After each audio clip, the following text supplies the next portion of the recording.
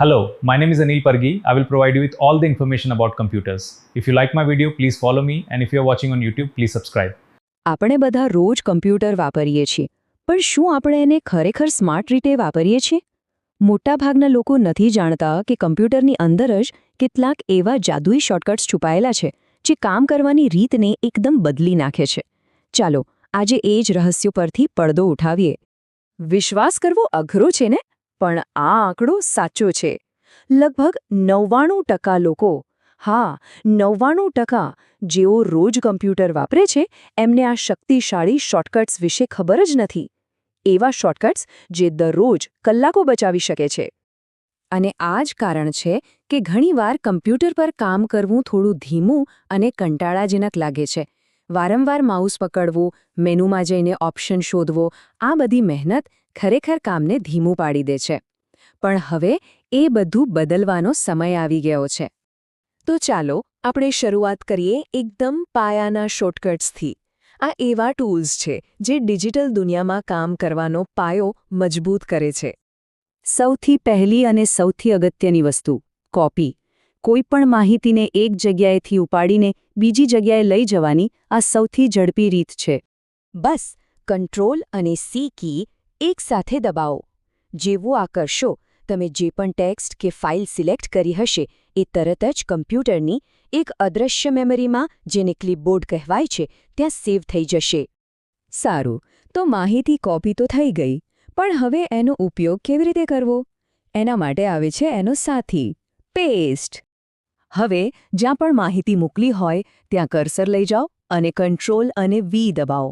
બસ ક્લિપબોર્ડમાં જે પણ હતું એ તરત જ ત્યાં આવી જશે. એટલે કે કંટ્રોલ પ્લસ સીથી જે કામ શરૂ થયું એ કંટ્રોલ પ્લસ વીથી પૂરું થાય છે. આ બંને શોર્ટકટ્સની તાકાત તો રોજિંદા કામમાં જ દેખાય છે. જેમ કે કોઈ ડોક્યુમેન્ટમાંથી લખાણ ઉઠાવીને ઈમેલમાં મૂકવું હોય, એક જ ફાઇલની બીજી કોપી બનાવવી હોય, કે પછી વેબ બ્રાઉઝરમાંથી કોઈ લિંક લઈને વોટ્સએપ પર મોકલવી હોય, આ બધું જ આંખના પલકારામાં થઈ જાય છે. તો કોપી પેસ્ટથી કામ ઝડપી તો થયું, પણ ક્યારેક ઉતાવળમાં ભૂલો પણ થાય છે ખરું ને? જો અચાનક કોઈ મોટી ભૂલ થઈ જાય તો ગભરાવાની જરૂર નથી. એના માટે આપણી પાસે એક જબરદસ્ત સેફટી નેટ છે. અને આ જાદુઈ શોર્ટકટનું નામ છે અન્ડુ. કંટ્રોલ અને ઝેડ, બસ આટલું જ. જેવો તમે આ દબાવશો તરત જ તમે જે છેલ્લું કામ કર્યું હતું એ રદ થઈ જશે.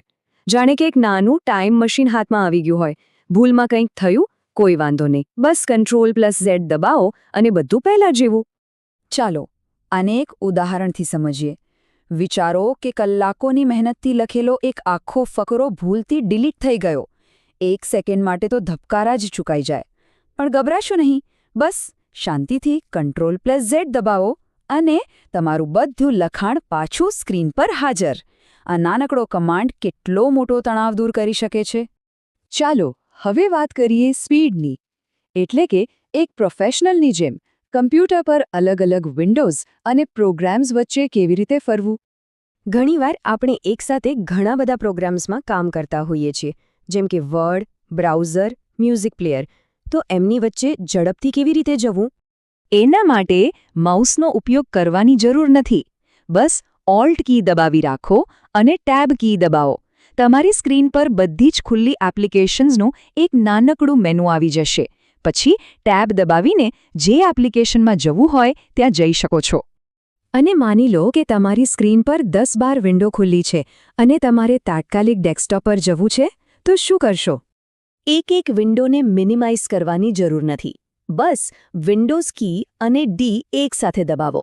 બધી જ વિન્ડોઝ 1 સેકન્ડમાં મિનિમાઇઝ થઈ જશે અને તમારો ડેસ્કટોપ સાફ દેખાશે. તો આ બંને શોર્ટકટ્સને બરાબર સમજી લઈએ. જ્યારે તમારે કામ કરતાં કરતાં અલગ-અલગ એપ્સ વચ્ચે સ્વિચ કરવું હોય ત્યારે ઓલ્ટ પ્લસ ટેબ બેસ્ટ છે. અને જ્યારે બધું જ કામ બાજુ પર મૂકીને સીધું ડેસ્કટોપ પર જવાની જરૂર પડે ત્યારે વિન્ડોઝ પ્લસ ડી સૌથી ઝડપી રસ્તો છે. તો આપણે આ શોર્ટકટ્સ તો શીખી લીધા, પણ સવાલ એ છે કે આટલી મહેનત શા માટે? આખરે સમય આટલું બધું મહત્વનું કેમ છે? કારણ કે આ 5 શોર્ટકટ્સ દરરોજ કામ કરતી વખતે થોડી સેકન્ડ્સ બચાવે છે. અને આ નાની નાની બચત ભેગી થઈને દિવસના અંતે મિનિટો અને કલાકોમાં ફેરવાઈ જાય છે. અને એ બચેલા સમયનો ઉપયોગ કોઈ સારા અને ક્રિએટિવ કામ માટે કરી શકાય છે. અને અંતે વાત એક જ જગ્યાએ આવીને અટકે છે. આજના જમાનામાં કમ્પ્યુટર શીખ્યા વગર કશું જ શક્ય નથી. આ શોર્ટકટ્સ માત્ર સમય બચાવવાના ટૂલ્સ નથી, પણ ટેકનોલોજી પર વધુ સારી પકડ મેળવવાનો એક રસ્તો છે. તો હવે નક્કી આપણે કરવાનું છે કે શું હજી પણ ધીમી રીતે જ કામ કરવું છે કે પછી આ સ્માર્ટ ટૂલ્સ અપનાવીને આગળ વધવું છે.